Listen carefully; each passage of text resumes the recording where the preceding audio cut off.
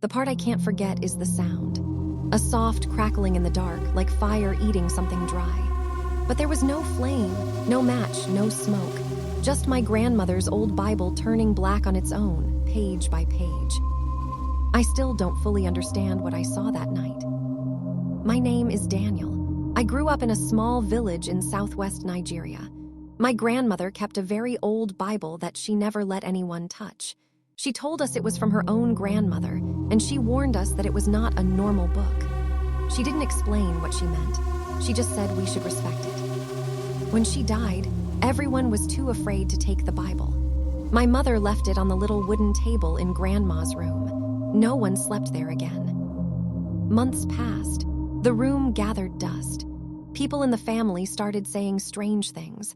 My aunt swore she heard pages flipping on their own at night. My younger cousin said he once saw a faint red glow in the room, but ran away before he checked. I didn't believe any of them. I was 19, and I thought they were just scared because the house felt empty without Grandma. But everything changed the night I slept in that room. It happened during a power outage. The whole house was hot, and my room felt even hotter. I couldn't breathe well, so I decided to sleep in Grandma's old room because it had 2 windows. I didn't even think about the Bible on the table. Around 2 a.m., I woke up thirsty. The room was silent. Even the usual night insects were quiet. I sat up, and that's when I heard it. Crack, crackle, crack. It sounded like tiny fire. I looked toward the table, thinking maybe a candle had been left behind, but I hadn't lit anything. I froze. The Bible was closed, but the edges of the pages were darkening, like heat was burning them from the inside.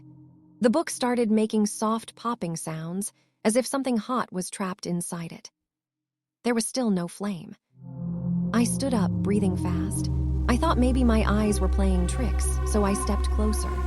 The moment I reached out to touch the table, the Bible jerked.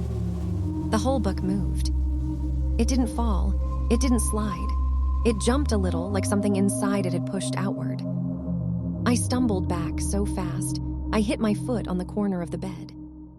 As I stared, the cover of the Bible began to curl upward, dry and cracking. A thin line of red, like a burning ember, traced around the edges. Still no smoke. I wanted to run, but I couldn't. It was like my legs wouldn't obey. Every page inside was turning black from the middle outward, almost as if invisible fire was eating them, one after another. Soft crackles filled the room. The air turned hot, but not like normal heat, more like the heat was coming from the book alone. Then the room changed. I swear the shadows on the wall began to move. They stretched and pulled toward the table like they were being drawn to the burning Bible. The red ember glow grew brighter, lighting up the shadows even more. And then the book opened on its own. The burnt pages lifted and flipped slowly, even though there was no wind. The sound they made didn't even sound like paper anymore. It sounded like dry leaves being crushed in someone's fist. I finally snapped out of my shock and ran out of the room. When I got to the living room, I shouted for my mother. She rushed out, thinking I had been attacked. I told her what I saw, shaking all over. She didn't even go to check. She just locked the door of the room and told me to sleep in the living room. The next morning, she called the oldest man in the village, Baba Ade, a man people went to when they didn't know who else to ask. When he entered the room, he came out almost immediately. His face was pale. He said we should pack our things and leave the house for the day. He didn't tell us why.